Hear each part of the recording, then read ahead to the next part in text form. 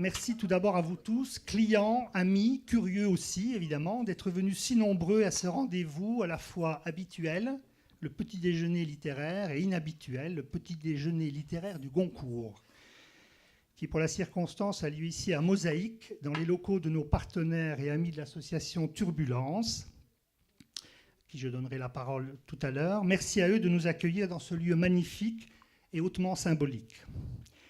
Merci aussi à nos amis et partenaires d'Arômes et Tendance, à Natacha pour ce café toujours tendance. Merci à nos jeunes partenaires d'Alabama, jeune société de production déodacienne qui retransmet les débats et réalisera un clip pour l'occasion. Merci à Christian Pierret, ancien maire et ministre, à Marie, aux représentants de la ville, à Olivier Coudert du Centre national du livre, d'être à nos côtés ce matin, à Jean Pisani et son épouse. Et puis je dois excuser David Valence, qui devait être parmi nous, mais qui reçoit une délégation des Gilets jaunes en mairie à l'heure où je vous parle. Alors venons-en à ce qui motive notre présence ici. Cher Nicolas, quelle histoire, quel moment, tu mesures l'intensité. J'espère que vous êtes tous ici bien persuadés que ce moment est historique. L'historique. Oh non. L'histoire retiendra qu'un certain Nicolas Mathieu, né à Épinal en 1978, dont la fête est le 6 décembre, notez bien, a obtenu le prix Goncourt le 7 novembre 2018 pour son roman Leurs enfants après eux. Tu as même réussi à éclipser la une de Vosges Matin, qui envisageait sa une avec la sortie du livre de Muriel Boll, Briser le silence. Pour la petite histoire, c'était aussi une année en 8, il y a 30 ans, en 1988, à Saint-Dié-des-Vosges, Éric Orsena, lauréat du Goncourt, et premier lauréat du concours des lycéens pour l'exposition coloniale, rencontrait son public à l'espace François Mitterrand, invité du Club Espace 88. Le 9 vivait là un des moments intenses de la vie d'une librairie, à savoir la vente d'un prix littéraire par dizaines d'exemplaires. Ce n'est pas rien, aujourd'hui comme hier, en 88 comme en 2018, là aussi pour nous c'est un moment fort. Une autre date également, 2014, c'est la moitié de 8, la sortie de ton premier roman Aux animaux la guerre, un polar pour lequel tu obtiens le prix Achmann-Chatrian, celui qu'on appelle le Goncourt lorrain, dont l'adaptation en série est actuellement sur France 3. Télérama, déjà à l'époque, te ciblait comme un des 10 auteurs français de polar en devenir. Un mot tout de même sur le livre. L'histoire, c'est celle de jeunes adolescents, dont Anthony et Stéphanie, l'un issu d'une classe laborieuse, et Stéphanie, issue de la petite bourgeoisie et qui s'emmerde royalement de leur vallée de l'Est de la France. En ce début d'été 92, Anthony, 14 ans, accompagné de son cousin, décide de voler un canoë, pour passer. Je crois que Ça flotte beaucoup moins bien. J'allais parler d'initiation à la sexualité dans le roman des ados. De voler un canoë pour passer de l'autre côté, pour aller voir ce qui se passe sur la plage des Cunus. Ce sera pour Anthony le premier été, le premier amour et la vie qui commence. C'est aussi le récit politique d'une jeunesse qui se cherche dans un monde qui meurt, celle des villes moyennes et des zones pavillonnaires où tout le monde vit et qu'on voudrait oublier. Et puis, ça c'est un avis très personnel, c'est une écriture incroyable, des dialogues savoureux, des scènes d'anthologie et des personnages attachants. Voilà, j'en dis pas plus. À vous d'apprécier. Je laisse maintenant le soin à Sabine de t'interroger, à Martin de lire quelques extraits, et à vous, public chéri, comme aurait si bien dit Pierre Desproges, de poser des questions. Un dernier mot, reste comme tu es, reste humble, reste auprès des petits, des sans gras, des mal rasés et des gens de la province. Je te souhaite le meilleur et plus encore, car tu le mérites bien. Merci beaucoup, Olivier.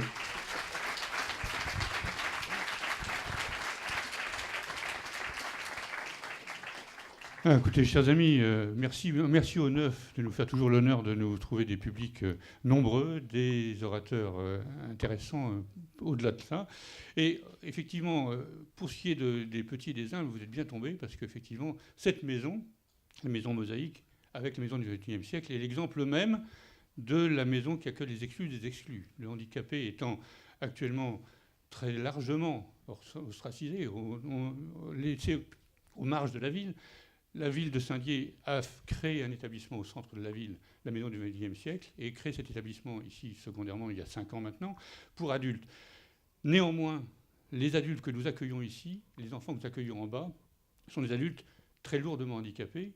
Et actuellement, malgré la politique d'inclusion qu'on veut effectivement mettre en avant et prôner par rapport au handicap, cette politique d'inclusion se heurte à l'impossibilité de la faire quand on a des handicapés aussi lourds que cela. Donc, il y a besoin effectivement d'événements comme celui-ci pour mettre en évidence, mettre en avant ce que c'est que cette politique de handicapé lourd. Et on vous invite à visiter la maison pour une fois que vous aurez signé effectivement les livres nombreux que vous allez effectivement signer tout à l'heure, de visiter cette maison pour voir à quel point les besoins sont importants. Même si cette maison est exemplaire, même si cette maison est neuve, il y a des besoins permanents et qui sont effectivement très importants de mettre en évidence. Et vraiment merci de nous faire donner l'occasion de montrer à quel point les besoins sont importants.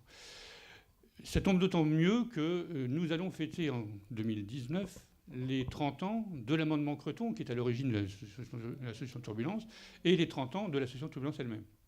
Donc, pour ceux qui ne savent pas, et personne ne sait vraiment, le 13 janvier 1989 a été voté à l'Assemblée nationale un amendement, l'amendement Michel Creton, qui permet de garder dans un établissement pour enfants des adultes s'ils n'ont pas de place pour adultes dans la même région ou de places qui satisferaient leurs parents. Cet amendement Creton, oui, ça a été voté à l'unanimité de l'Assemblée nationale, c'était quand même assez rare. Ceci grâce à l'appui énorme de François Mitterrand. Et nous avons créé l'association Turbulence par la suite pour créer la première maison, la maison du XXe siècle, qui appliquait cet amendement Creton volontairement. Parce que la plupart des associations, face à cet amendement, n'avaient qu'une seule envie, c'était de trouver une solution pour ne pas garder les adultes. Nous avons fait tout pour les garder, au contraire, pour créer cette capacité à, en fait, garder les âges, les gens, jusqu'à ce qu'une place leur soit ouverte. Et ce qui nous a permis ensuite de créer la maison Mosaïque dans la suite même des choses. Et qui nous permettra, je l'espère, d'étendre cette maison plus tard et de créer enfin un établissement pour adultes vieillissants, handicapés vieillissants, parce que ça sera nécessaire dans les années qui viennent. Voyez donc, je suis très heureux effectivement de pouvoir vous exposer ça devant tout le monde et un public aussi nombreux, et je souhaite effectivement bien un bon petit déjeuner un peu tardif quand même. Et voilà. Mais bon, merci encore d'être venu et longue vie à votre carrière en tous les cas. Merci beaucoup.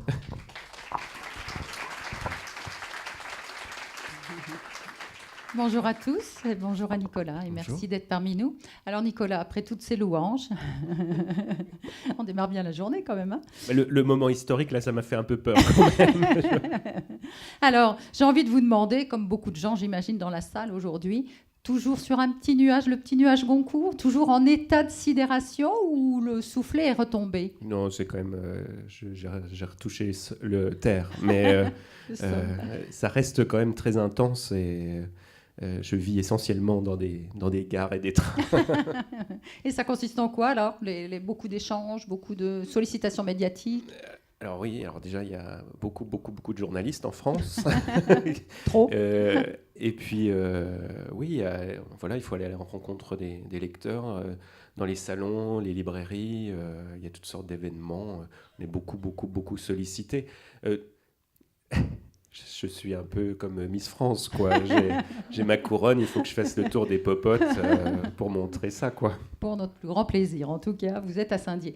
Alors j'ai envie de vous demander également, Nicolas, l'écriture, le métier d'écrivain, est-ce que c'était une évidence pour vous? Je suis un peu embarrassé avec cette idée de métier, mais en tout cas l'écriture, ouais, c'est depuis tout petit. Depuis que je sais lire, en fait. Moi, j'ai appris à lire, comme beaucoup, en CP à 6 ans. Dès 7-8 ans, je me souviens que c'était l'horizon que je m'étais fixé, parce que j'admirais beaucoup les écrivains, parce qu'aussi, en CE1, on nous a donné à faire à Saint-Goëry. Épinal. Je me souviens très précisément de ce truc-là, donc ça devait être en décembre. On nous avait donné le début de l'histoire de Saint-Nicolas, il fallait la compléter. Cette saison. Et donc il fallait finir l'histoire, ce que j'ai fait. Et apparemment, c'était la mienne qui était la meilleure. En tout cas, c'est celle qui a été lue devant toute la classe. Et peut-être que cette petite satisfaction narcissique, depuis, je cours après sa reproduction. comment dire, de texte en texte, quoi. Et puis après, bon, bah, ça devient autre chose, l'écriture. C'est on y met tellement de choses, on règle tellement de problèmes, on s'en crée tellement de nouveaux. Voilà, ça devient Et ça a été toujours une évidence au sens où c'était vital d'écrire tous les jours. Enfin, alors, on vous connaît peut-être pas encore beaucoup. Hein. Vous avez fait des études d'histoire, des études de cinéma. Hein, et puis après, se sont enchaînés plein de petits boulots, enfin, un circuit ou un parcours un petit peu, pas chaotique, mais pas linéaire, si on peut dire chaotique. J'ai été auto-entrepreneur, RMiste, chômeur, licencié, j'ai eu un CDD, un CDI, je les ai tous faits, les statuts. Donc oui, c'était assez chaotique. Il n'y a que l'armée que je n'ai pas fait, mais bon. de justesse. On peut peut-être vous rappeler, on ne sait jamais. Oui, donc ça a été, votre parcours a été ponctué de contrats, de petits boulots qui ont été justement peut-être ce coup de pied aux fesses pour un jour passer à l'écriture ou qui ont aidé à l'écriture? Non, c'est deux choses très différentes. L'écriture, c'est une... Comment vous avez concilié les deux? C'est ça que je voulais dire. Parce que l'écriture, c'est pas un projet de carrière. C'est... personne ne vit de l'écriture, sauf moi maintenant. mais en général, c'est très très compliqué.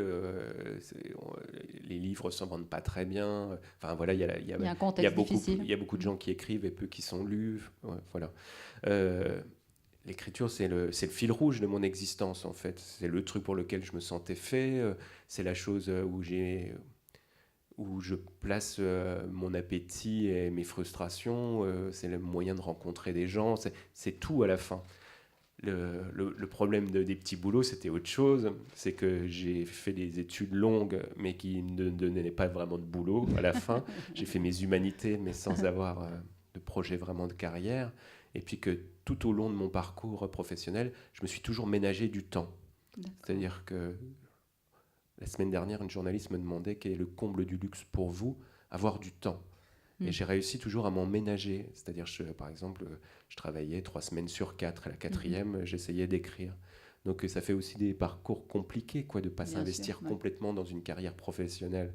Ça coûte de l'argent. Oui. C'est-à-dire que pendant que j'écrivais, c'est du pognon que je ne gagnais pas par ailleurs. Donc longtemps, j'ai craint de m'être fourvoyé et qu'un jour l'édition soit lourde. Bon, apparemment, il y a un conte de fées qui est en train de m'arriver et ça va bien se finir. Ça va bien terminer. Alors avant de se plonger dans le livre, on va écouter Martin qui va nous lire un petit extrait. Et puis, comme ça, on sera directement plongé dedans.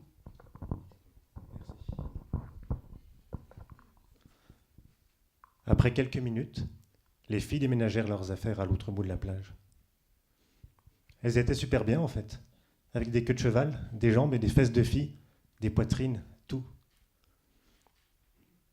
Elles se remirent à crier en direction du bateau à moteur. Anthony jetait des petits coups d'œil. Il était emmerdé de les inquiéter comme ça. « C'est la fille du rue. »« Laquelle ?»« La petite, avec le maillot blanc. »« Et l'autre ?»« Celle-là, le cousin ne la connaissait pas. Pourtant, on ne pouvait pas la louper. De la nuque aux chevilles, elle se résumait d'une ligne, précise, lourde, et sa chevelure nouée très haut produisait en retombant une formidable impression de pesanteur. Des ficelles retenaient son maillot sur ses hanches. Ça devait laisser dans sa peau une empreinte bien nette une fois qu'on les avait dénouées. Ses fesses, surtout, n'étaient pas croyables. « Ouais !» admit le cousin, qui des fois lisait dans les pensées. Les occupants du bateau finirent quand même par réagir. Évidemment, il s'agissait d'un couple, le type d'allure sportive, la meuf d'une blondeur presque désagréable. Ils se rajustèrent en hâte, le sportif tira un grand coup sur le démarreur, et aussitôt l'embarcation vira de bord, en émettant une longue plainte de mixeur. Ils furent là en un rien de temps. Le sportif demanda aux filles si ça allait, elles répondirent que oui. Quant à la blonde, elle regardait les cousins d'une manière. On aurait juré qu'il venait de rentrer dans sa piole en mobilette. Anthony avait remarqué que le sportif portait des Nike Air flambant neufs. Il n'avait même pas pris la peine de les retirer avant de sauter dans la flotte. Il vint vers eux, les meufs derrière. On le sentait bien tenté de faire la loi. Le cousin se leva pour faire front. Anthony aussi, du coup. « Qu'est-ce que vous foutez là ?»« Rien. »« Vous voulez quoi ?» On s'engageait sur une voie périlleuse. Le sportif était certes moins grand que le cousin, mais du genre hargneux, content de soi. Il ne lâcherait pas l'affaire comme ça. Anthony avait déjà les poings fermés. D'un mot, le cousin désamorça la situation. « Vous auriez pas des feuilles ? J'ai flingué les miennes dans la flotte. »« Vous avez de quoi fumer ?» s'étonna le sportif. Le cousin tira une petite boîte Kodak de sa poche et fit teinter la boulette du shit qui se retrouvait dedans. Tout le monde se détendit d'un coup, surtout le sportif. Ils se retrouvèrent mélangés sans même s'en apercevoir. Le sportif avait des feuilles. Il était tout excité à présent. « T'as touché ça où ? Il n'y a plus rien en ce moment. »« J'ai de la bœuf aussi. Ça vous intéresse ? » Manifestement, oui. On était venus pour voir des filles topless au départ. C'est des conneries, personne ne se fout jamais à poil ici. C'était peut-être avant. Vous voulez qu'on se dessape, peut-être ? Anthony se tourna vers sa voisine. C'est elle qui avait posé la question. Elle était surprenante. De prime abord, elle donnait une impression de passivité, d'indifférence presque animale, et à la voir comme ça, dolente, vague, on aurait pu penser qu'elle attendait un train sur le quai d'une gare. En même temps, elle était culottée, marrante, acharnée à prendre du bon temps. Elle s'était d'ailleurs pas mal endormie sur le premier pet. Elle sentait drôlement bon aussi. Ils se marrèrent un bon moment, à l'abri, raides et complaisants. La chaleur était retombée et quelque chose de doux. Une odeur de charbon de bois, de forêt, de sapins trop secs montait à leurs narines. Le déclin du soleil avait fait taire les insectes et il ne restait que le clapotis du lac. La rumeur éloignée de la voie rapide, des éclats de moteur à 2 temps qui par instant déchiraient le fond de l'air. Les filles avaient enfilé des t-shirts et retiré leur haut de maillot. Sous le tissu, on devinait le mouvement de leurs seins. Elles s'en moquaient et les garçons feignaient de s'en foutre également. Anthony avait fini par retirer ses lunettes de soleil. À un moment, il surprit le regard de sa voisine, qui cherchait apparemment à comprendre comment marchait ce visage de traviole. Puis un peu après 18h, elle commença à s'impatienter. C'était l'heure de rentrer, sans doute, elle s'agitait.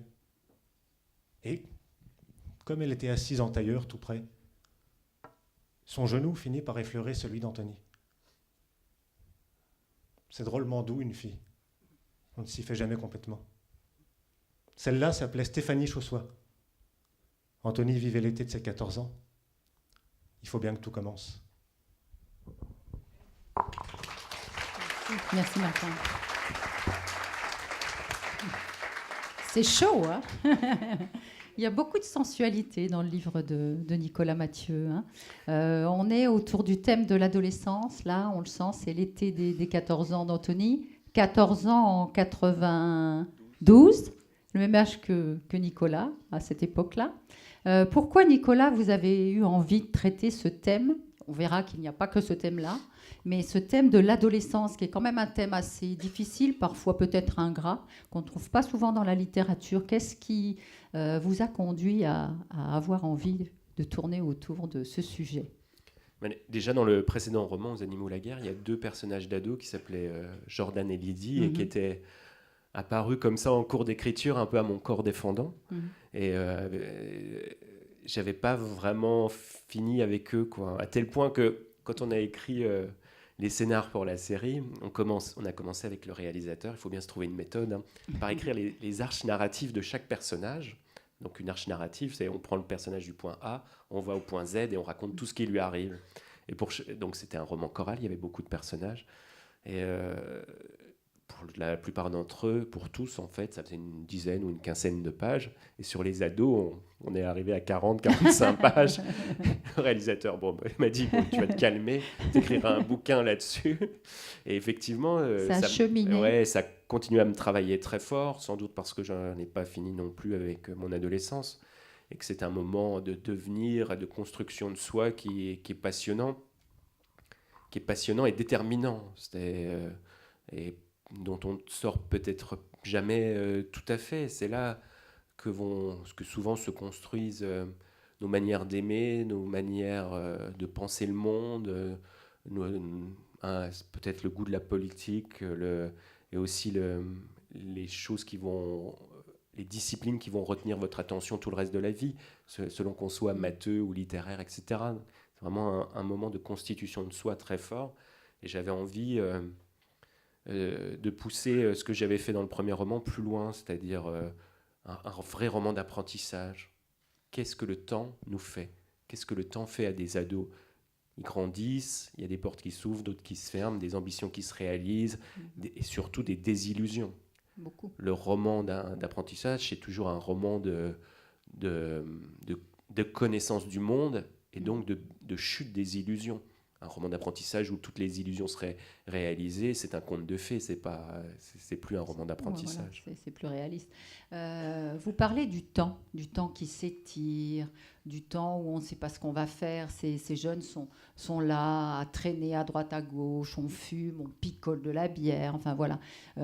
Donc le temps a énormément d'importance dans ce roman, justement, vous l'explorez, l'analysez. C'est une notion qui compte qui sert la dramaturgie, bien sûr, parce que donc, le roman ne se passe que l'été. Hein. Il est séparé en 4 parties. Donc, on démarre l'été 92 et ça se poursuit les 4 étés, tous les 2 ans suivants. Hein. Donc, vous les avez volontairement ancrés à ces moments-là et dans cet espace-temps, dans cette bulle un peu estivale. Hein. Peut-être nous expliquer pourquoi. Déjà dans le premier roman, il se passait exclusivement en hiver. Et j'en avais un peu ma claque de décrire la neige. Donc je m'étais dit, le deuxième, on va mettre ça l'été, ce sera beaucoup plus riant. Un argument romanesque.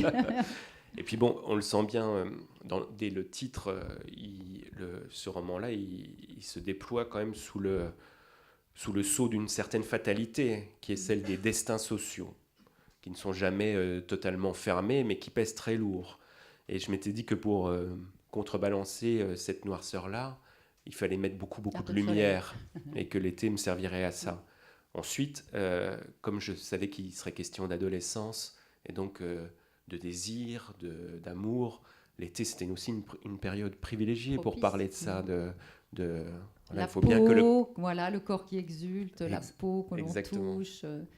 Et puis enfin, l'été, ça me paraissait aussi un moment propice pour à la fois parler des différences de classe sociale, mais aussi des circulations entre elles. Parce que peut-être que c'est un moment où la prise des institutions, des parents sur les jeunes est moins forte. C'est-à-dire que liberté. Ils sont plus enfermés chacun dans leur bahut, qui dans un bahut privé, qui dans un bahut périphérique, etc. Il y a une circulation qui s'organise autour des lieux de plaisir et de loisirs qui est plus intense. Et puis, on porte moins les signes de sa classe, peut-être.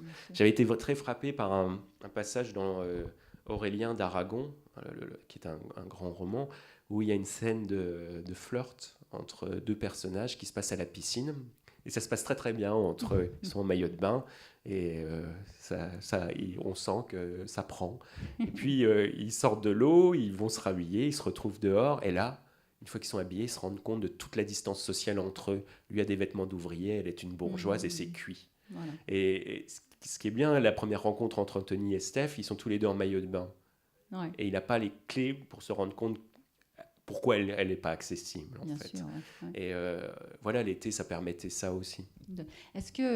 Comment était un petit peu l'adolescence de Nicolas Mathieu Très pénible. Est-ce que c'était celle-là ou est-ce que, il y a toujours la grande question, est-ce que l'écrivain met de lui-même dans ses récits, dans ses histoires? Est-ce que c'est votre adolescence? On a bien senti dans vos réponses, effectivement, qu'il y avait une part de vous, mais comment vous avez dosé ça? Est-ce que c'est vraiment une part d'autobiographie ou pas? Enfin... C'est-à-dire qu'on ne peut pas appeler ça de l'autobiographie, c'est qu'on prend dans le réel et dans son vécu des amorces qui vont nous permettre de nourrir le récit. Donc comme Anthony, j'avais tendance à m'amouracher de filles qui ne voulaient pas de moi. Comme Assine et ses potes, on passait quand même beaucoup de temps à fumer des bédos, il faut bien le dire.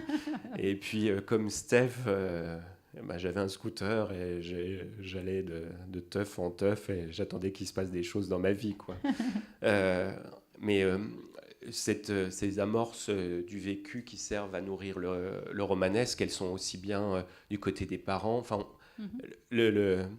Oui, il y a l'adolescence en soi, et il y a aussi, quand l'adolescent part, comment les parents vivent ça, de voir leurs enfants grandir, voir leurs enfants partir. Enfin, il y a vraiment toute une analyse sociologique qui est extrêmement fine et extrêmement pointue par rapport à ça. Hein, c'est pas que le point de vue des enfants qui grandissent.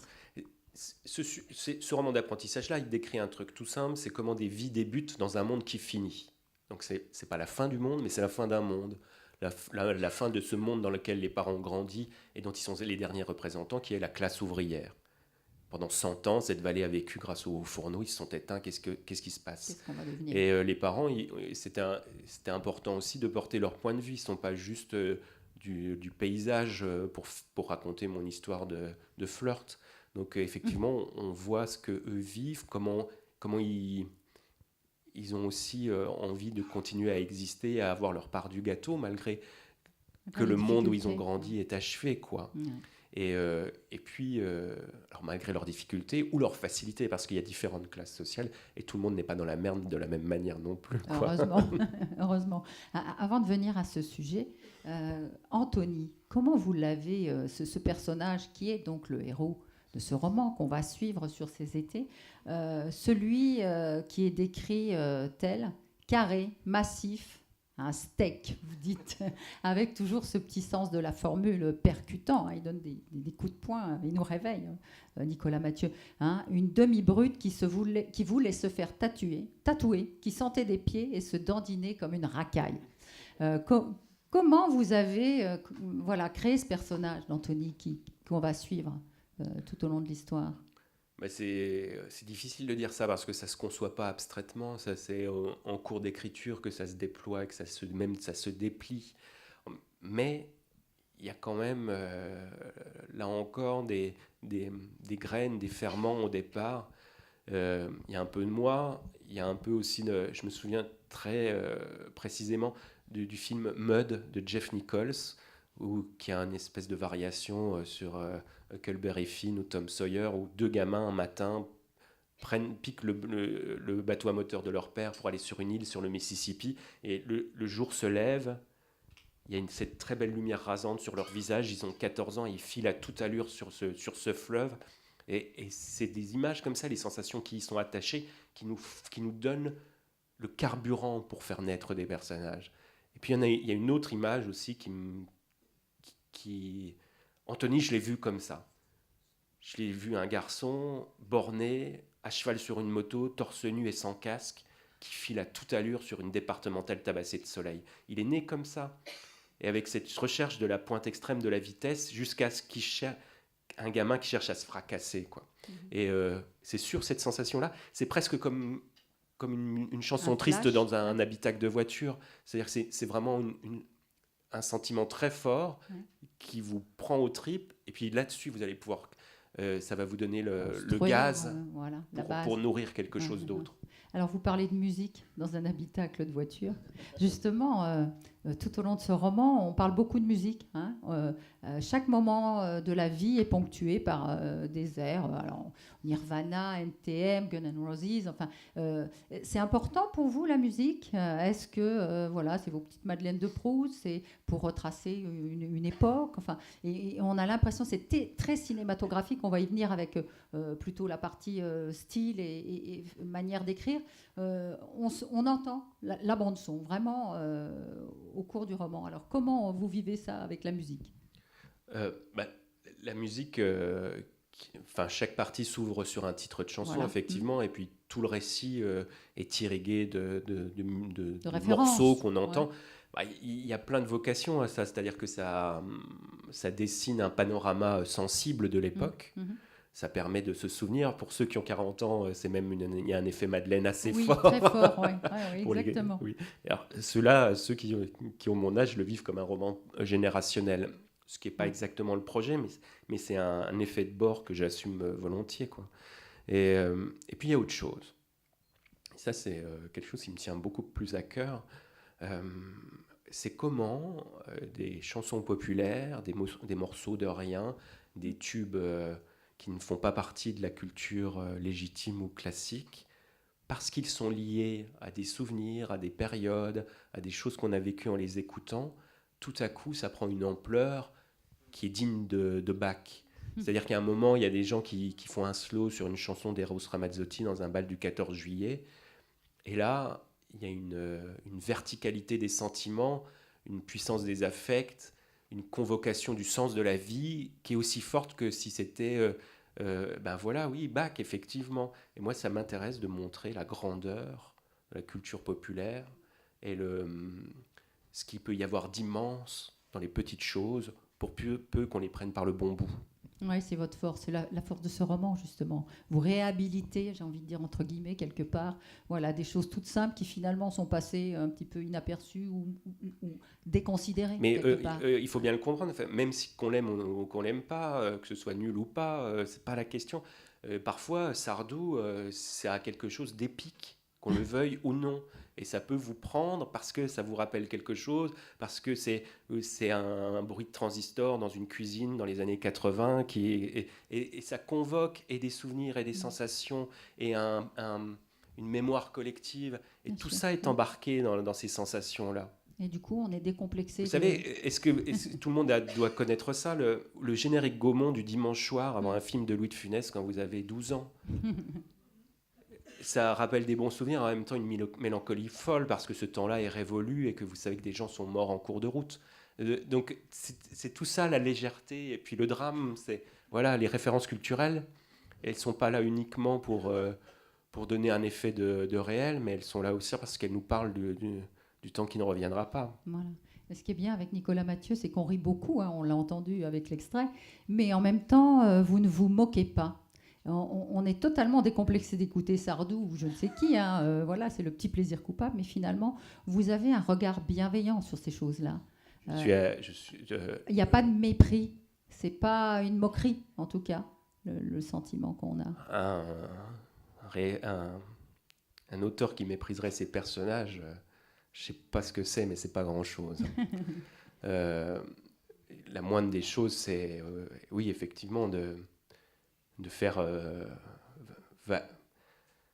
on parle pour ces personnages, on témoigne pour eux, on rend justice à des mondes. C'est ça le job de l'auteur.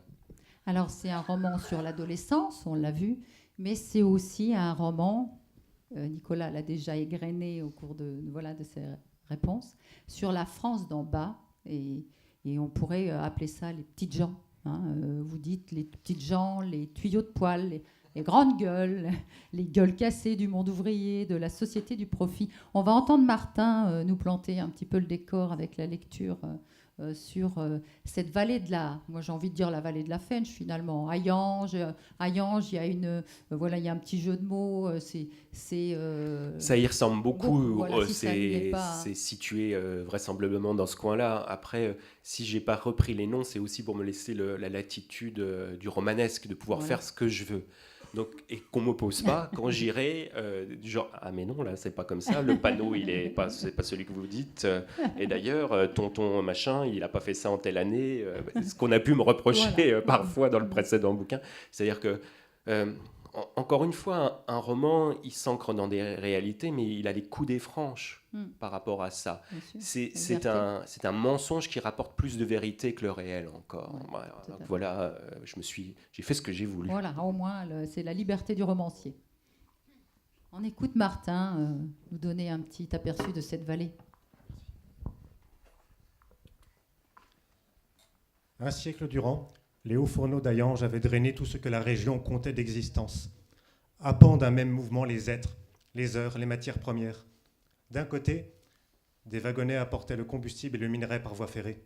De l'autre, des lingots de métal repartaient par le rail, avant d'emprunter le cours des fleuves et des rivières pour de longs cheminements à travers l'Europe. Le corps insatiable de l'usine avait duré tant qu'il avait pu, à la croisée des chemins, alimenté par des routes et des fatigues, nourri par tout un réseau de conduites qui, une fois déposés et vendus au poids, avaient laissé dans la ville de cruelles saignées. Ces trouées fantomatiques ravivaient les mémoires. Comme les ballastes mangés d'herbe, les réclames qui pâlissaient sur les murs, ces panneaux indicateurs grêlés de plomb. Anthony la connaissait bien, cette histoire. On la lui avait racontée toute l'enfance. Sous le gueulard, la terre se muait en fonte à 1800 degrés, dans un déchaînement de chaleur qui occasionnait des morts et des fiertés. Elle avait sifflé, gémi et brûlé leur usine, pendant 6 générations, même la nuit. Une interruption aurait coûté les yeux de la tête. Il valait encore mieux arracher les hommes à leur lit et à leurs femmes. Et pour finir, il ne restait que ça, des silhouettes rousses, un mur d'enceinte, une grille fermée par un petit cadenas. L'an dernier, on y avait organisé un vernissage. Un candidat aux législatives avait proposé d'en faire un parc à thème. Des mômes la détruisaient à coups de lance-pierre. Alors, ce thème de cette vallée un peu perdue, sinistrée, marquée de rouille par les hauts fourneaux, vous aviez déjà exploité ce thème-là dans Aux animaux la guerre, puisque Rita, Martel, enfin surtout Martel, c'était donc le héros syndicaliste, licencié d'une usine qui fait des plans sociaux. Pourquoi Nicolas Mathieu revient toujours à ce thème-là et vous avez envie, vous, de nous parler de ces hommes du fer, de cette partie du monde un peu du territoire oublié, sinistré, marqué par justement les différences sociales, ces oubliés finalement. Bon, parce que déjà, je suis né sur un de ces territoires. Et puis, parce que, en tout cas, c'est un peu mon monde d'origine par mon père, en tout cas. C'est-à-dire que il faut comprendre un truc, c'est que j'ai essayé de fuir quand même assez loin de là où j'étais né par ma scolarité, les lectures, par l'écriture, etc. Et puis à un moment, en 2007-2008, j'étais parisien, je tâchais de devenir un bobo propre sur lui. Et j'essayais de devenir scénariste à l'époque, j'avais beaucoup de difficultés. Donc j'ai eu un emploi alimentaire qui consistait à écrire les minutes de réunions de comités d'entreprise. Et dans ce cadre-là, j'ai couvert beaucoup de comités d'entreprise extraordinaires, de plans sociaux en fait. Et donc je suis allé pour gagner ma croûte dans des usines, des entreprises qui fermaient, qui viraient leurs salariés. Et alors je venais de Paris avec mes petites lunettes à écailles et mon ordi, et je me suis senti là-dedans comme un poisson dans l'eau. Et tout simplement parce que les mecs que je rencontrais là, les ouvriers, les petits salariés et tout, ben c'était les mêmes voix, les mêmes visages, les mêmes mains que mon père et mes oncles. Et qu'il y a un phénomène d'empathie qui a été immédiat. Mon père, encore maintenant, il me raconte les histoires de chantier, ses potes, les solidarités, nanani, nanana. C'est des choses que j'avais tâché d'occulter et que j'avais voulu fuir le plus loin, le plus loin possible. Et puis finalement, c'est comme des phénomènes de diapason, c'est-à-dire qu'on rentre en résonance avec des sujets parce que ça nous parle de l'enfance. Oui, c'est ça. Et que ces corps-là, dont je parle là-dedans, que cette usure, ben c'est l'usure de mon père, en fait, qui n'a pas vécu cette vie-là. Moi, je ne suis pas né dans le même milieu qu'Anthony, mais si on cherche bien, c'est des questions d'affect et d'enfance, comme souvent. Et ça rejaillit, c'est l'inconscient qui a parlé. C'est noir quand même, c'est très noir. Il leur est arrivé des merdes, hein. Voilà. Je ne sais pas si vous êtes au courant. C'est des générations très, très entières noir, qui ont voilà. été sacrifiées sur l'autel du progrès. Donc oui, Impitoyable. c'est pas rigolo, quoi. Ouais. Impitoyable. Canard enchaîné avait dit que vous faisiez de la sociologie avec un flingue, déjà pour le premier roman. Sauf que là, il n'y a pas de rap, il n'y a pas de sang, on reste toujours dans cet univers d'adolescents, mais c'est quand même assez sombre. Et pourquoi c'est sombre ? Parce qu'on a l'impression quand même que dans les histoires que vous nous portez, Nicolas Mathieu, notamment par le biais de ces ados qui cheminent vers le monde adulte, parce qu'on les retrouve à la fin du roman, ils ont 20 ans, il y a l'ascenseur social, il est en panne par là-bas. En tout cas, dans ces secteurs-là, dans ces couches sociales-là. Il l'est partout. L'ascenseur social, la méritocratie, c'est une fable qu'on se raconte pour que ça tienne ensemble, la République.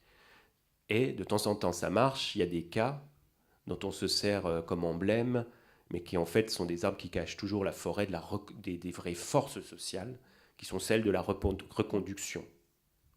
Et c'est de pire en pire.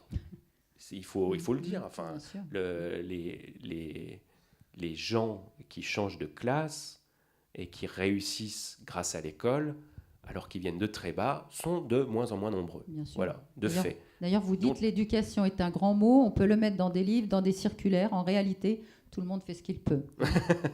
Alors ça, c'est plus du point de vue des parents. Voilà, c'est ce que vous faites dire. Mais deux choses quand même. dans le livre, cette immobilité sociale apparente, en fait, elle n'est pas si évidente que ça, parce que chaque personnage, à sa manière, va se déplacer quand même dans son monde ou entre les mondes sociaux. C'est-à-dire que même s'il n'y a pas des réussites fulgurantes, même s'il n'y a pas de Rastignac qui, par son exemple, justifierait tout le fonctionnement social, il y a quand même des mouvements. Même quand on reste à sa place, on bouge. Oui, Anthony, il travaille déjà, il sort un petit peu, il reste dans son milieu, mais bon, il va trouver des petits boulots, il va être installé. Hassine. Il trouve une fille qui n'est pas de son monde d'origine, il va trouver un job, etc. Donc il se passe des choses. Ouais. Et puis surtout, c'est vraiment une vision singulière de penser que les vies ne valent pas d'être vécues parce qu'on reste dans son monde d'origine. C'est-à-dire que toutes les vies valent le coup d'être vécues, même si elles ne sont pas ascensionnelles. Et à la limite, dans les classes populaires, on n'a pas forcément tout le monde n'a pas forcément envie de grimper, quoi. Ni de réfléchir, ni de parce que certains se posent pas de questions. Ils disent c'est comme ça. On vit ce qu'on a à vivre. Et puis que la réussite est une valeur, mais pas la seule. Voilà. Il y a qu'on peut estimer réussir sa vie pour des tas d'autres raisons. Alors, un livre donc sur cette vallée un peu triste où l'ascenseur social est en panne. Heureusement, certains personnages, parce que par moment vous fustigez quand même l'école. On a Stéphanie qui... Attendez. Parce que je fustige pas l'école. Je fustige un mensonge dans lequel elle se drape. L'école dit celui qui aura du mérite réussira. Et je sers d'échelle. Alors qu'en fait, c'est plutôt un tamis, l'école, ou une gare de triage. C'est-à-dire qu'elle fait la part des choses entre... c'est un outil à reconduire les classes sociales, quand même, très largement. Et effectivement, il y a des parcours à la Jaurès, ça existe. Mais c'est l'exception, jamais la règle. Donc moi, je ne fustige pas l'école. Je voudrais juste qu'on soit lucide sur ce qu'elle fait en réalité. Oui, parce que à un moment, quand vous parlez de Stéphanie, parce que finalement tout le roman tourne autour de cette histoire d'amour impossible entre Anthony, qui vient d'un milieu socialement pauvre, et puis pauvre entre guillemets, pas malheureux en tout cas, et puis Stéphanie qui vient d'un milieu bourgeois. Et vous faites dire à votre personnage, elle s'était mise à bosser, soudain horrifiée à l'idée de rester à Hayange pour mener à son tour une vie peinarde et modérément heureuse. Peut-être que l'illumination était venue en cours de sociaux ou en faisant les courses au Leclerc avec sa mère. Il y a à la fois l'envie de s'en sortir et puis on se prend en pleine poire l'image de ce qui se passe au réel et au quotidien chez soi, quoi. En tout cas, les personnages qui vont réussir le plus vite et le plus efficacement à s'en sortir, c'est les deux filles qui vont comprendre, Vanessa et Steph, qu'effectivement, l'école, si on joue le jeu, si on en comprend les règles, c'est un accélérateur formidable, pour peu qu'on sache comment ça marche. Et qu'on ait aussi les parents derrière pour payer des classes prépa, la vie à Paris pour Stéphanie ou pour c'est vrai que dans mon expérience, les copains qui étaient nuls à l'école, selon qu'ils étaient nés dans des milieux favorisés ou pas, ils n'ont pas eu du tout les mêmes destins. Non, forcément. Voilà. C'est plus facile quand on a un peu de sous. Donc, c'est aussi un livre sur les déclassés et qui pose une difficile question, en tout cas philosophique. Est-ce qu'on peut, Nicolas Mathieu, échapper à son destin ? Il y avait une formidable interview de Bourdieu sur France Culture, je sais pas, il y a longtemps. Oh là là, vous mettez la barre haute. Hein. Non, pas du tout, vous allez voir, ça va bien se passer. Qui disait qui disait en substance le destin social, c'est-à-dire cette espèce de fatalité, c'est la force majeure de ce qui se passe dans le monde social. Mais il existe toujours des libertés. Et on est conditionné et on a une toute petite chance de devenir libre. Mais pour s'émanciper, ça c'est moi qui l'ajoute, encore faut-il connaître les fonctionnements du réel, du social. Et ne pas... Moi, ça me fout en l'air quand on me dit c'est quand même pas très optimiste ce que vous dites. Mais si vous voulez qu'il se passe quelque chose, il faut déjà partir d'un diagnostic réel. C'est les romans qui vous remontent le moral en vous cachant le réel, c'est pas eux qui vont vous aider à avoir des vies meilleures, à avoir un monde moins dur. C'est la même chose pour pour l'environnement. À chaque fois que quelqu'un dit des choses un peu approfondies sur le désastre dans lequel on est, on lui reproche de cramer l'ambiance. Mais si on veut s'en sortir, il faut bien partir de l'état des faits. Moi, je ne suis pas un ambianceur du néolibéralisme. Je ne suis pas là pour remonter le moral des troupes. Bien sûr, oui. Donc justement, ça nous permet de glisser sur un autre terrain, c'est votre style littéraire, Nicolas Mathieu. Donc avec des formules, on l'a entendu, qui sont des vrais coups de poing dans la figure, pour ne pas dire dans la gueule, voire parfois trash, un peu érotique, vous avez entendu, un peu, voilà. Et comment vous, de quel style vous vous revendiquez, comment vous travaillez sur vos phrases, vos dialogues, hein, parce que je vais citer quelques on rit beaucoup parce qu'il y a un humour noir, hein, on l'a compris. Ici, on est licencié, divorcé, cocu ou cancéreux. Normal en somme. On vit dans la prison des jours. Ça en dit long. Hein. Toute la vallée était en soins palliatifs quelque part. C'est bien le genre de vieux mec retors qui tombe des minettes pour surmonter un début de calvitie. Jungle de rouille, un dévalement de tuyauterie, on l'a entendu tout à l'heure, malédiction lente. L'air semblait épais, le bitume collant, tout poissé. À propos d'Anthony, il demeurait carré et massif comme un steak, on l'a dit tout à l'heure, ou à propos des ZAC, hein, puisque ça se passe dans des espèces de zones commerciales bétonnées, des skateparks. Une tristesse mercantile qui monte de terre. C'est une analyse également cinglante de l'aménagement du territoire. Hein. Voilà, de quelle hauteur vous vous revendiquez, Nicolas? Comment vous jouez avec les mots? Des dialogues assez... vous endossez d'ailleurs le rôle des personnages. Au début, c'est Anthony qui parle, et puis les personnages prennent de l'étoffe pour après s'exprimer. En tout cas, on est dans leur tête. Il n'y a jamais de jugement de valeur vu de l'extérieur. En tout cas, il y a toujours une bienveillance. Et puis, des petits dialogues courts, très enlevés, qui sont plaisants, qui permettent de rebondir. Et en même temps, pour conclure sur une petite analyse, on sent votre formation au cinéma, votre amour pour ça, pour cette matière, parce que donc, dès qu'on a fini un chapitre, on a envie de lire la suite. Enfin, on sent qu'il y a une technique comme ça dans l'écriture enlevée. Donc, il y a aussi peut-être ça qui vous a influencé, cette formation, en tout cas dans l'écriture, mais c'est très plaisant à lire et c'est très dynamique. Il y a beaucoup de choses. Oui, pardon, ma question était à rallonge, pardon. Mais si on voulait parler de dramaturgie, effectivement, les enseignements du scénario, du cinéma, c'est vrai que je les applique là, c'est-à-dire que on pourrait presque dire que le roman ressemble à une série télé, quoi. C'est-à-dire qu'il y a une grande arche narrative qui parcourt les 4 saisons, il y a 4 parties, 4 étés, et puis dans chaque saison, chaque chapitre serait peut-être un épisode avec ses enjeux locaux. Voilà, donc ça aussi, de même que l'été contrebalance la noirceur, il faut que l'intrigue et la manière dont elle vous accroche et vous tire contrebalance le fond du discours qui est quand même sur la langueur, l'ennui, etc. Donc pour faire passer des messages peut-être désagréables, enfin une vision du monde un peu rugueuse, il faut quand même donner du plaisir au lecteur. Et je ne crois pas qu'on s'y ennuie, et je pense qu'on est tout le temps pris par la sympathie qu'on a pour les personnages. Enfin voilà, toutes ces choses-là de l'identification, du récit qui marche comme un train dans la nuit, des choses comme ça, je les applique. Quoi. Et vous avez bâti des chapitres, ces 4 étés avant, avec les personnages qui tournent autour? Ah non, alors ça c'est fait a posteriori, parce que moi je suis pas un grand concepteur, donc je me mets pas dans ma cuisine comme ça, une main sur le front en me disant ah oui ça va être comme ça, puis je fais un plan et puis après il n'y a plus qu'à, non. Ça part d'un point de départ, et puis ça se déplie au fur et à mesure de l'écriture, et puis une fois que j'ai fini, je refais tout plusieurs fois, jusqu'à ce que ça prenne de la consistance, que ce soit...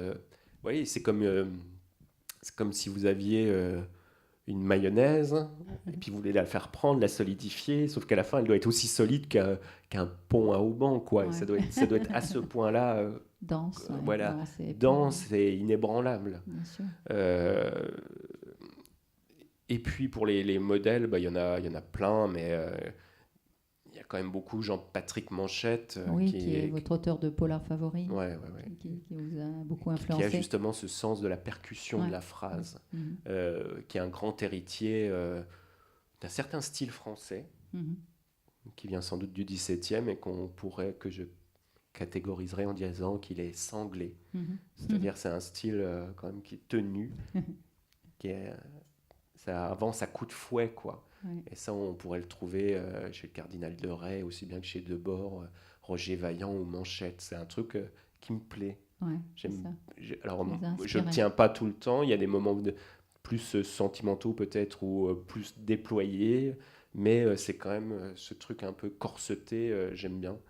Il y a Annie Ernaux. Ah, ça, alors là, c'est quand même une lecture qui a changé ma vie parce que c'est une femme qui a réussi à trouver le point d'équilibre idéal entre ce que seraient les sciences sociales et la littérature. C'est des livres qui sauvent la vie, ça, c'est quand même quelque chose. Sur comment ça... Enfin, les années, c'est un grand livre sur ce que c'est la France depuis 30 ans, quoi. Et on a l'impression, en le lisant, le seul mot qui peut me venir, c'est percolation. C'est-à-dire que là-dedans, c'est comme vous savez, quand vous faites votre café, il y en a du très bon ici, vous mettez le café dans... Ah ben, ils sont là. Dans le percolateur. Dans le percolateur, et puis ça tombe goutte à goutte, mais ça passe à travers beaucoup de matière pour se charger de ce nectar. Et ben, Annie Ernaux, on sent que chaque phrase, elle est chargée d'un fond, d'une arrière-cour de pensée, de vécu, de littérature qui est gigantesque, quoi. Et chaque phrase vaut son pesant d'or, quoi. Et puis il y en a d'autres, il y a Faulkner, non pas Faulkner, pardon, Steinbeck, je sais pas, Vaillant, il y a beaucoup de monde. Ah puis quand même, parce que là il y fait quand même allusion pas mal dans ce roman, Flaubert. Quoi. Voilà. Et alors, ce programme réaliste, on me parle souvent de Zola, mais c'est beaucoup plus Flaubert en réalité, avec ce petit côté un peu narquois tout le temps, mais pas méchant. Voilà. Voilà, toujours de la bienveillance. Et puis ce passage du détail au général, c'est-à-dire qu'on est vraiment très très près des personnages, puis d'un coup... Oui, la focale s'élargit, voilà. Et puis on a un territoire qu'on analyse. Voilà, ou alors une scène à la fresque. On voit d'un coup un enterrement comme la fameuse toile de Friant au musée de Nancy, là où d'un coup on voit la Toussaint, voilà, où on voit cette frise de visage. Cette famille qui se dessine comme ça dans l'hiver sombre et noir. Il y a aussi le cinéma, hein, ceux qui vous suivent sur les réseaux sociaux, ils sont nombreux. On voit que vous êtes, on peut découvrir que vous êtes un inconditionnel du cinéma, que vous citez beaucoup d'extraits de films, de dialogues que vous connaissez par cœur. Donc vous avez fait votre mémoire, je crois, sur Terrence Malick, hein, mais quels ingrédients vous êtes allé puiser chez qui? Parce que donc, le premier roman s'est montré déjà tellement cinématographique qu'on est venu vous chercher pour faire une série. Hein, peut-être que celle-là servira, enfin ce roman-là va déboucher sur quelque chose. Mais il y a une écriture, forcément une influence, une filiation avec... Alors déjà, il y a un grand poids du visuel dans le roman, c'est-à-dire qu'on sait on voit des images tout le temps. Et puis, il y a une conjonction d'intérêt, si on veut, entre le cinéma et le behaviorisme du roman noir. Le behaviorisme, c'est-à-dire qu'au lieu de se mettre dans la tête des personnages, on dit ce qu'ils font et on en déduit ce qu'ils sont. Voilà. Et au cinéma, c'est pareil. On n'est en général pas embarqué dans la tête des personnages et on apprend ce qu'ils sont parce qu'ils disent et ce qu'ils font. Donc je raisonne comme ça, en termes de personnages et d'action. Et alors, il y a des embardées, des digressions, il y a un peu de psychologie quand même, parce que je ne tiens pas le programme jusqu'au bout. Mais c'est quand même cette idée-là aussi, de dire que c'est parce qu'on fait qu'on montre qui on est, quoi. Au cinéma, on dit action. Pour lancer une scène, c'est un peu pareil. Là. Et là, on est dans le réalisme pur. Oui, en tout cas, dans la restitution. Ouais, oui. Alors, je sais que je vais avoir des problèmes quand je vais aller dans la vallée de la Fench, parce que tout le monde va me dire « Ah ben oui, vous avez déconné, quelle image vous donnez de nous ?» Mais c'est vrai que j'ai quand même une ambition de restitution du réel qui est très très forte. Méticuleux, c'est Ouais, pointu, voilà. hein. On sent que vous êtes un précis, méticuleux. Je ne sais pas comment vous êtes dans Ouais. la vie, mais en tout cas, on sent que vous êtes vraiment... Je suis assez désordonné dans la vie, mais Ah là, Déception. c'est vrai que. Et puis c'est une des traditions du roman noir aussi, le petit fait vrai. C'est-à-dire que dans le roman noir, quand quelqu'un allume son autoradio, on sait quelle est la station et puis qu'est-ce qu'il écoute comme musique.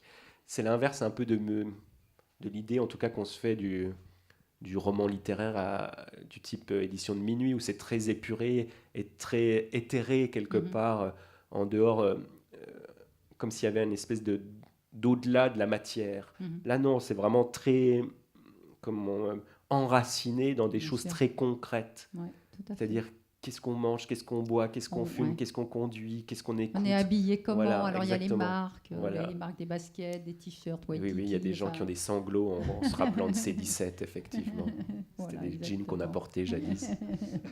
Alors, on va conclure. Hein. Je pense qu'il y a peut-être des questions dans la salle. On va terminer peut-être sur une question plus généraliste.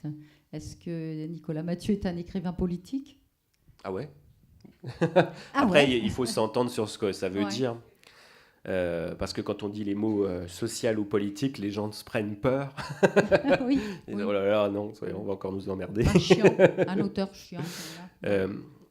Le politique, Ouais. c'est une chose essentielle, c'est l'articulation du un avec du plusieurs. C'est-à-dire que là, on est en train de vivre un moment politique. C'est-à-dire comment on fait pour être... Alors qu'on est des individus, comment on fait pour vivre avec cette chose indispensable et presque toujours impossible, c'est vivre ensemble.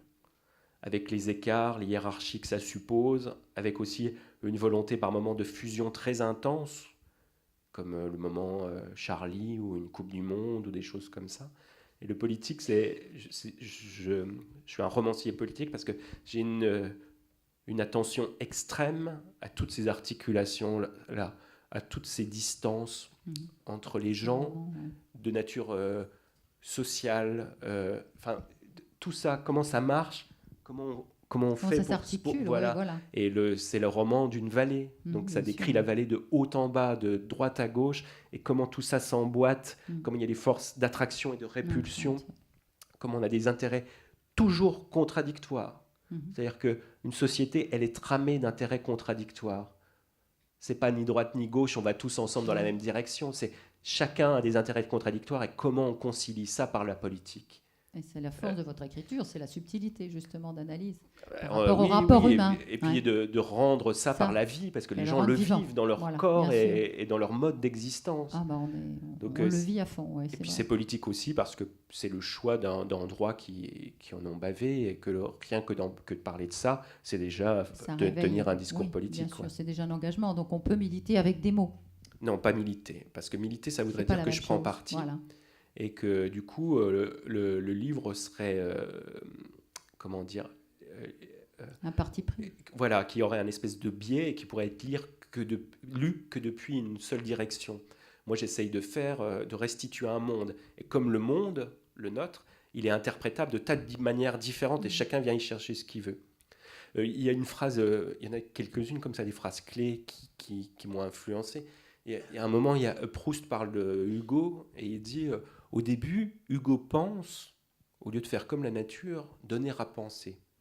Donc c'est pas un roman engagé parce que moi j'essaye pas un peu, mais le moins possible, j'essaye pas de penser à la place des gens, j'essaye de restituer un monde et qui leur donne à penser à eux. Et après voilà, que ça allume des mèches dans leur tête et qu'ils en tirent les conclusions qui s'imposent. Ouais. Donc c'est pas la France des Gilets jaunes que vous décrivez ? En partie, si. Si, quand même. Hein. Ouais. Si, sauf que moi, j'ai pas du tout, en tant qu'auteur, à me poser la question de pour ou contre. C'est pas une question d'auteur, ça. Non, ça, c'est une question de citoyen. Bien sûr. Ma question d'auteur, ce serait de dire comment vivent-ils ? Pourquoi pensent-ils ce qu'ils pensent ? Qu'est-ce qu'ils mangent au petit déjeuner ? Voilà des questions d'auteur. Ouais, c'est vraiment de se placer derrière. Et c'est ainsi que les hommes vivent. Voilà, exactement. Alors, est-ce qu'il y a déjà un après leurs enfants, après eux ? Est-ce que Nicolas Mathieu est toujours sur son petit nuage quand même Goncourt ? Il l'a dit tout à l'heure quand même si le souffle est retombé. Et qu'est-ce qu'il va y avoir après ce roman ? Non, je suis plus du tout sur le petit nuage parce que là, là quand même, c'est du taf. Bon, il y a certains de mes problèmes économiques qui sont réglés, clairement, mais C'est déjà pas une mince affaire. c'est pas mal. Ça aide, J'avais acheté ça une aide. maison 2 semaines avant le prix. Hein, je sais pas si vous voyez. J'ai reçu un mail très gentil du directeur de ma banque Comme par hasard. qui était heureux de me compter parmi ses clients. C'est un monsieur que je ne connaissais pas auparavant. Bah, bien sûr, mais c'est pas perdu pour tout le monde. Hein. Après, oui, bah, je suis quand même très dans l'anxiété de la suite. Et j'avais lu 2-3 jours avant le prix un article qui s'intitulait « Le concours m'a tué ». Donc je sais qu'il y a des auteurs à qui ça a coupé les pattes. Bien sûr, ouais. Qui ont Et, disparu du paysage. Ouais, après, honnêtement, hein, Ouais. si le concours, ça devait briser ce parcours d'écriture qui a commencé quand j'avais 8 ans, le jeu n'en vaudrait pas la chandelle. C'est-à-dire que j'écris pas pour ça. Mais non. J'ai jamais écrit C'était pour pas avoir une- pour choper pour ça. des prix. Voilà. C'est une modalité de rapport au monde, l'écriture. C'est pas une carrière pour. Voilà. Ouais, Et donc oui, je pense beaucoup à la suite. Voilà. Et ça vous préoccupe, mais en tout Oui, cas. oui, beaucoup. Enfin, ouais, voilà. Merci beaucoup, Nicolas Merci Mathieu. à vous. Alors,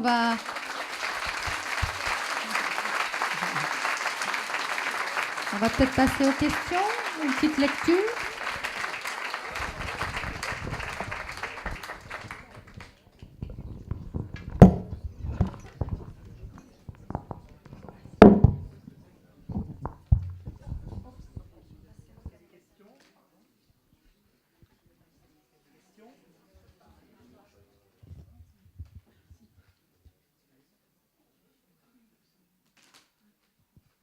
Est-ce qu'il y a des questions? Bon, c'est la première qui coûte, oui.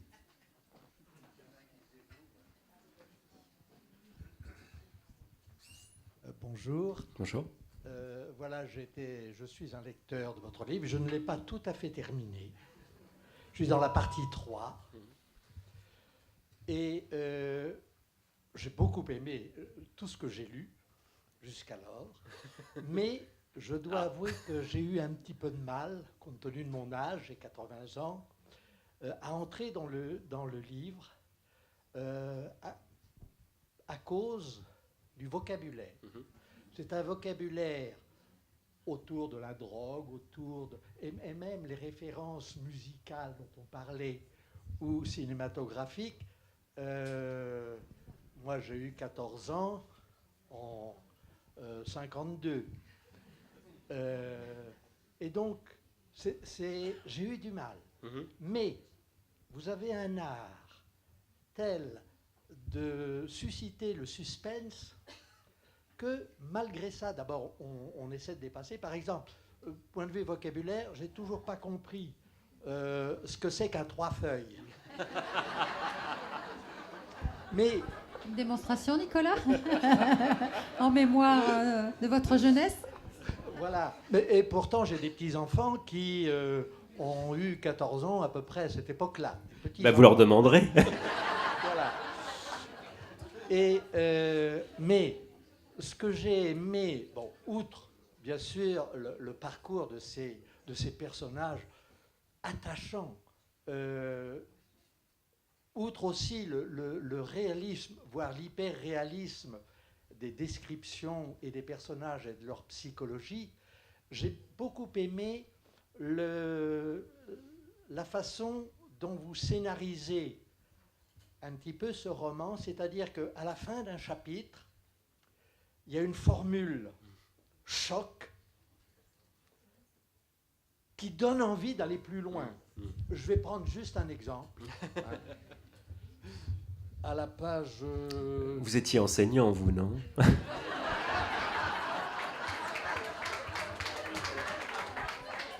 À la page... j'arrive pas à lire. 115, 114.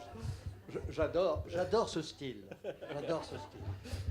Par exemple, je lis les 2 dernières phrases. En revanche, il allait retrouver ce petit PD et son cousin. Point. C'était clair et net.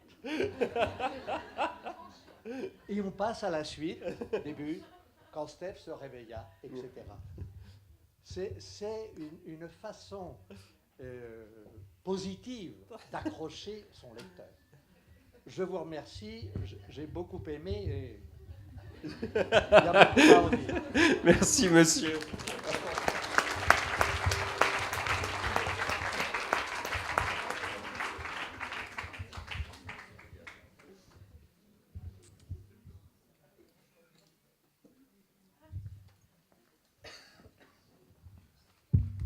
Bonjour. Bonjour. Moi, j'aimerais vous poser la question de savoir si vous allez réécrire sur vos personnages. Est-ce qu'ils vont vieillir dans le temps? Bah, alors, c'est pas le projet, mais pourquoi pas? Pourquoi pas? Ah, vous y êtes attaché. Vous y êtes attaché. Oui, particulièrement au premier, parce que je m'y retrouve un peu. D'accord. Bien que je ne sois plus très jeune, mais malgré tout, il y a des scènes, il y a des choses où je m'y retrouve quand même. Le premier roman, vous voulez dire? Oui, oui, oui. Là, je suis au milieu du deuxième. D'accord. Et dans la scène de l'attente, c'est très chaud. Mais On va pas dévoiler quand Non, je ne même. dirai ouais. pas plus. Pas de spoiler, Non, mais- s'il vous non, plaît. Non, mais bon, il y a la température aussi. Hein. Oui, mais le réalisme va jusque dans l'attente, effectivement. Je pense pas continuer les histoires, mais il y a une espèce de tuilage entre les romans. C'est-à-dire, autant le deuxième reprend un peu les personnages d'ado du premier, Oui. presque tel quel, hein, quelque part. En tout cas, le personnage de Jordan et Anthony, ils sont très, très, très proches. Oui. Et, je pense que le personnage qui continue à me travailler, là, c'est la mère d'Anthony, Hélène. Donc peut-être qu'on la verra se poursuivre par d'autres moyens ailleurs, sous d'autres latitudes, à voir. J'ai regardé aussi le film, hein, les épisodes. La série, ouais. J'ai trouvé... C'était vous? Non, c'était vraiment très... J'ai beaucoup aimé. Merci.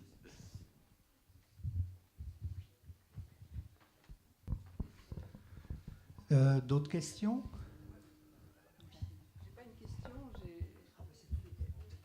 J'ai juste, en fait, c'est un hommage indirect à la librairie Le Neuf. C'est que j'y vais quand je suis à Saint-Dié, ce qui est plusieurs fois par an.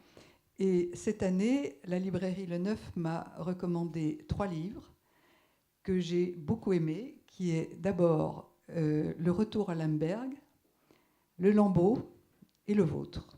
Et ils ont le nez fin. Et voilà, c'était juste pour dire qu'ils ont le nez fin et qu'ils contribuent beaucoup à ce qu'on aime, la littérature. Bon, bah, on va les applaudir.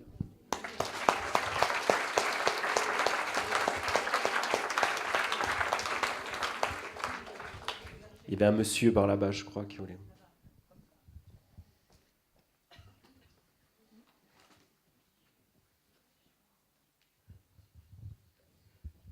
Bonjour. Bonjour. Je voulais juste savoir combien de temps vous aviez mis pour écrire votre livre, que je n'ai pas encore lu. Est-ce que vous l'avez acheté au moins, avant que je vous réponde? 3 exemplaires. Ça va, alors. Je vais vous faire une réponse articulée. C'est difficile de répondre parce que ça s'est fait en plusieurs étapes. Disons qu'après le premier roman, pour plein de raisons, j'ai fait un burn-out, j'étais cuit et il m'a fallu du temps pour m'y remettre. Et quand je m'y suis remis, j'ai écrit 120, 150 pages avec beaucoup, beaucoup de difficultés. Et puis là est arrivé le projet de série. Donc ces 150 premières pages, je les ai laissées de côté. Et pendant un an, on a écrit les 6 épisodes de la série. C'est 350 scènes, c'est un boulot de titan. C'est vraiment... en un an, en tout cas, c'était très, très lourd. Et quand je suis revenu au roman, je me suis remis à lire ce que j'avais fait. Et c'était très mauvais. Donc j'ai tout refait, de fond en comble. Et là, ça m'a pris 18 mois. Mais dans ces 18 mois-là, il y aurait encore des distinctions à faire parce que quand j'ai eu fini la première partie, je l'ai envoyé à mon éditeur, fébrilement, pour savoir ce qu'il en pensait. Et il m'a dit... alors lui, il était beaucoup plus intelligent que moi parce qu'il l'avait vu venir de loin. Il m'a dit ouais, c'est bien, continue, surtout fais ce que tu as envie. Ce qui voulait dire à demi-mot, ne te sens pas forcé de faire un polar, quoi. Lui, il avait vu que ça prenait un tour différent, moi pas. Et à partir du moment où il me l'a dit, ma productivité s'est nettement accrue. C'est-à-dire que moi, j'écris 1000 mots par jour, minimum. général, je ne vais pas beaucoup plus loin parce que je suis un peu flemmard.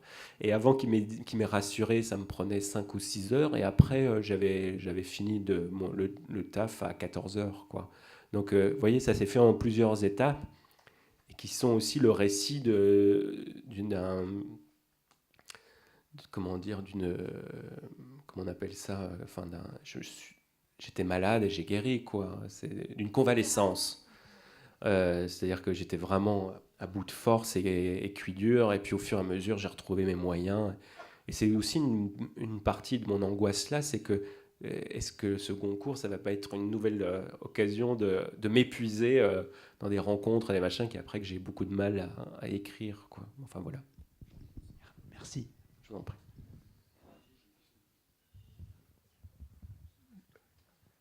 Bonjour. Bonjour. Je voulais savoir pourquoi vous l'avez situé à Hayange de la vallée de la Fench. Alors, le projet du roman au départ, c'est un peu à la jonction de deux choses qui me tiennent très, très à cœur. C'est faire ce roman d'apprentissage et de voir comment le temps passe sur les vies et notamment sur les jeunesses. Ça, j'étais sûr que je voulais traiter ça. Et puis, je voulais aussi parler de ce grand truc de la fin de la classe ouvrière. Je ne dis pas qu'il n'y a plus d'ouvriers, hein. Je ne dis pas que ça existera toujours, les ouvriers. C'est les ouvriers en tant que classe, c'est-à-dire une certaine organisation du travail, un certain sentiment de communauté, d'organisation politique, bon voilà, tout ça. Donc je voulais mettre ces deux choses-là, et quand j'ai commencé à y travailler un peu sérieusement, j'ai eu envie de parler, que tout ça s'inscrive dans un paysage aussi. Et quand je suis allé voir Hayange et Uckange, ce monde-là tient dans votre main. Je suis monté, il y a une éminence où se trouve une grande vierge qui regarde toute la vallée, et d'un regard, vous avez tout un monde qui tient. Cette densité-là d'aménagement du territoire ou de bâti, elle est aussi là une densité dramaturgique. C'est-à-dire qu'en plus, j'étais très surpris parce que je m'étais dit... Les hauts-fourneaux, c'était comme les usines Renault, c'était un peu à l'écart de la ville, et puis les gens y allaient en bagnole le matin, depuis leur cité dortoir ou leur... Et en fait, non, le haut-fourneau, il était en plein cœur de la ville, avec ce que ça suppose de pollution et tout ça. Et quand ça crève, ce truc-là, c'est le cœur d'une ville qui cesse de battre, quoi. Donc, quand vous êtes romancier, là, vous vous dites, mais c'est là, ça peut pas être ailleurs, quoi.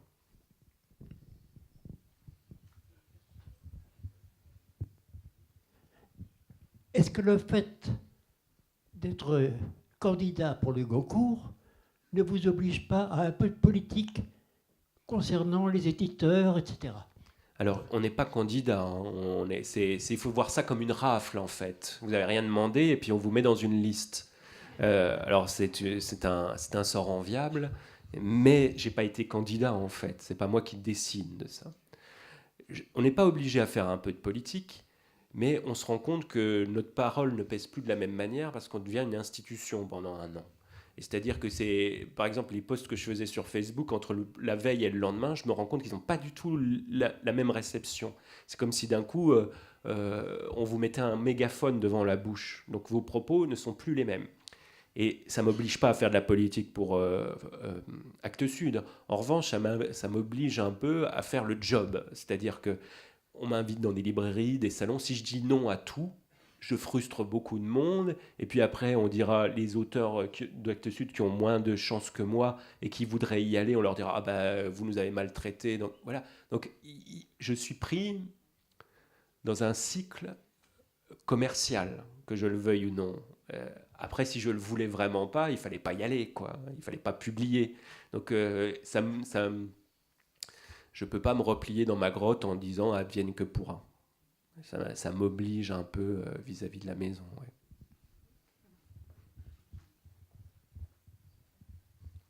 C'est simplement deux témoignages. Alors, le premier, moi, je suis originaire de Longwy. Longwy, 3 vallées qui convergent vers Longwy. Dans chacune de ces vallées, il y avait une usine. Les 3 ont fermé. Et effectivement, c'est cette vie, cette communauté, ou même, comment dirais-je, toute la ville était associée à ce qui se passait à l'usine. Vous parliez du gueulard. Tout le monde écoutait le gueulard. Si le gueulard sonnait 3 coups, c'est un accident.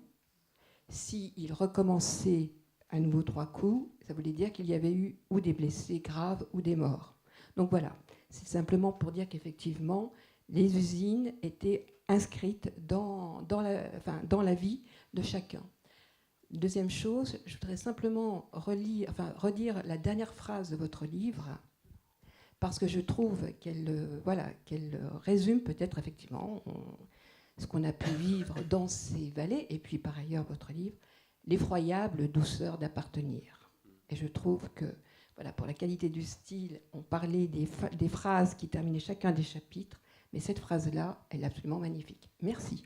Merci de m'avoir si bien lu.